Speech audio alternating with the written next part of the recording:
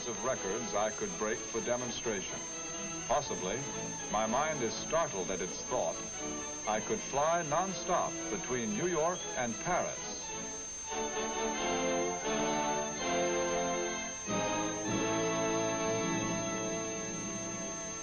Hello, I'm Bob Trout, here with another story in stamps. Those were the thoughts, the dreams, recorded here, of a young airmail pilot named Charles Lindbergh as he flew his flimsy de Havilland biplane from St. Louis to Chicago one September night in 1926. His vision of the future of aviation was shared by very few others. In the public mind, the airplane was an invention fit only for carrying freight and fools. No sane businessman would give a second thought to risking capital in such a venture as a commercial airline. What changed their minds? Let's begin at the beginning. This 1949 airmail stamp commemorated the 46th anniversary of the Wright brothers' first flight, December 17th, 1903, a year after Lindbergh was born. This 1934 French issue marks a monument in aviation history. On July 25th, 1908, Blériot crossed the English Channel from Calais to Dover, ending forever England's isolation from the continent of Europe. All thinking about national boundaries had to be revised.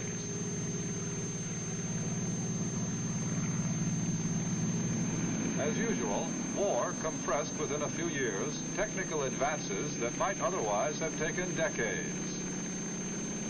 Overnight, the airplane became the eyes of the Army, scouting, observing, directing artillery fire, photographing, bombing enemy installations. Speed and range increased phenomenally, and the war trained hundreds of pilots who, when they returned home, became devoted missionaries in the cause of aviation. On the night of May 16, 1919, 3 United States Navy seaplanes took off from Newfoundland.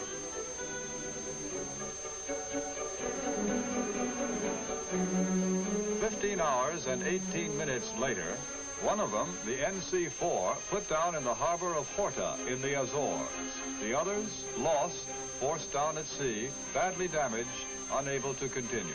Lieutenant Commander Albert C. Reed and his crew were received enthusiastically by the people of England, France, and Portugal.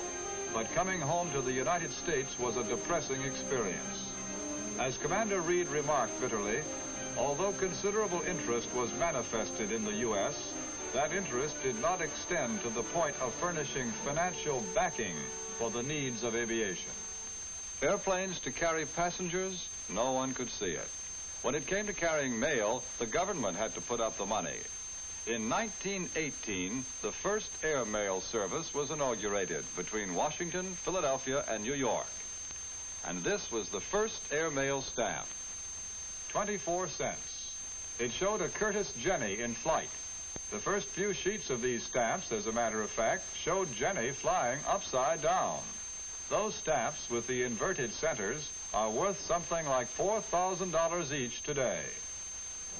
After the war, a lot of Jennies were sold as government surplus.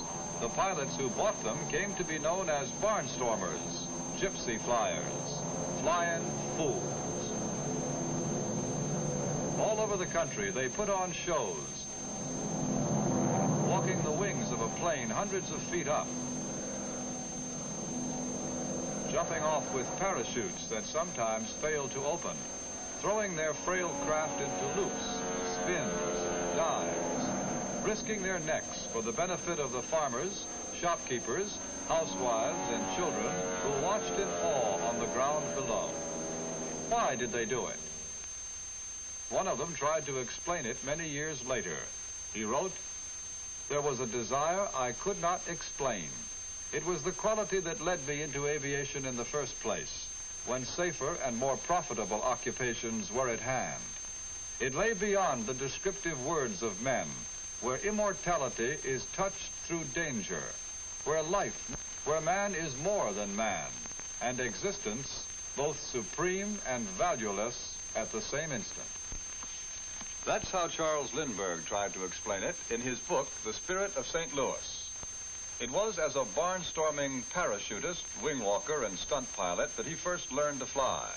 Later, he went through the Army flying schools at Brooke Field and Kelly Field and began flying the mail from St. Louis to Chicago, and to dream of flying nonstop from New York to Paris. He knew it was possible. He knew he could do it. He needed money and a plane.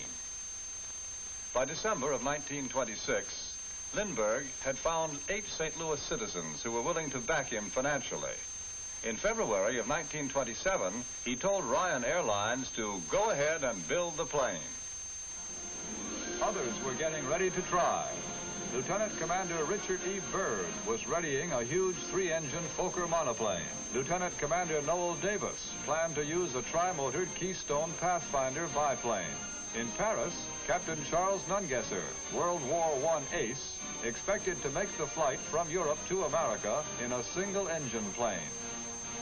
Clarence Chamberlain and Bert Acosta broke the endurance record that Lindbergh had hoped to break.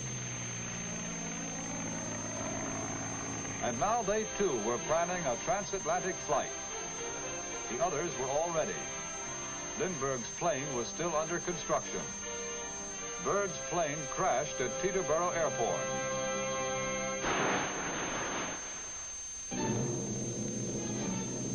Davis and his co-pilot killed.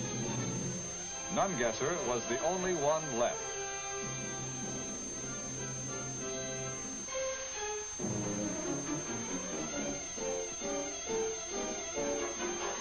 The French flyers were never found.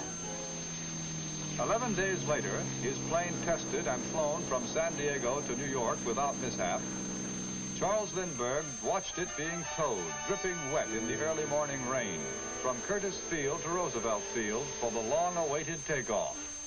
Escorted by motorcycle police, reporters, mechanics, and a handful of onlookers, it looked, as he wrote later, more like a funeral procession than the beginning of a flight to Paris.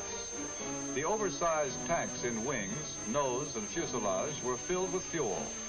At 7:40 a.m., the engine started.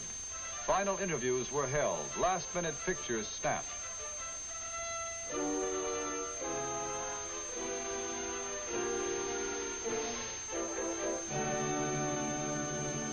And at 7:52, the Spirit of St. Louis began to roll down the muddy runway. Would it get off the ground, or would it crash at the end of the runway?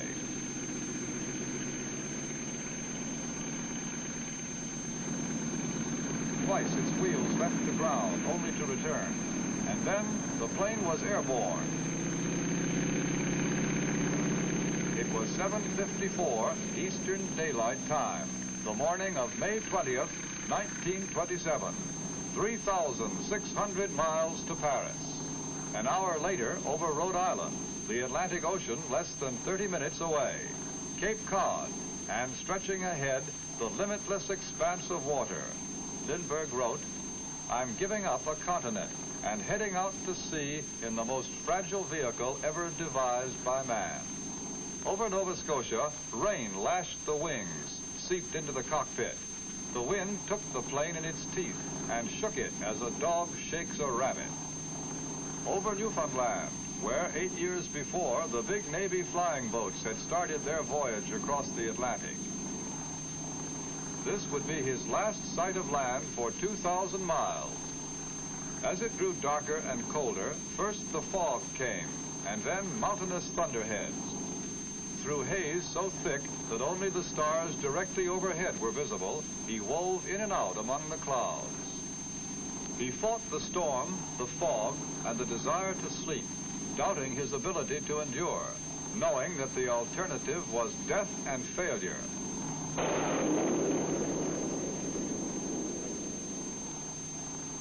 And finally, he broke the spell.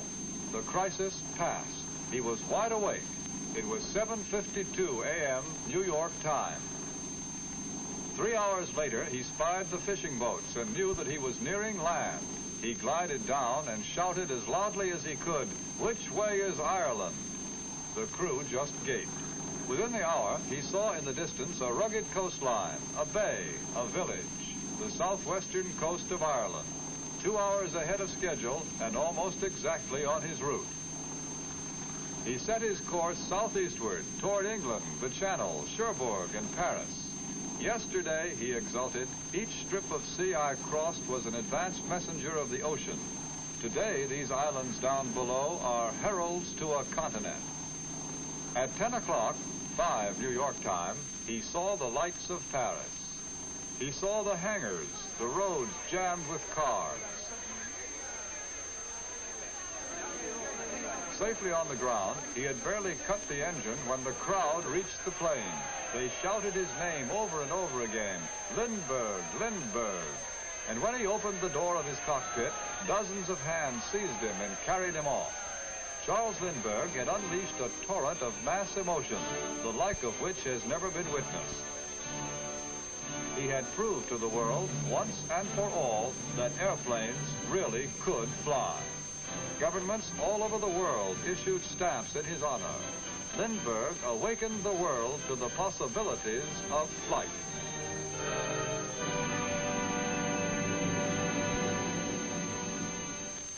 Well, that's today's story. Just one of many stories of the world through stamps I'd like to tell you. Nice to have been with you, and I hope you'll come back soon. So long now.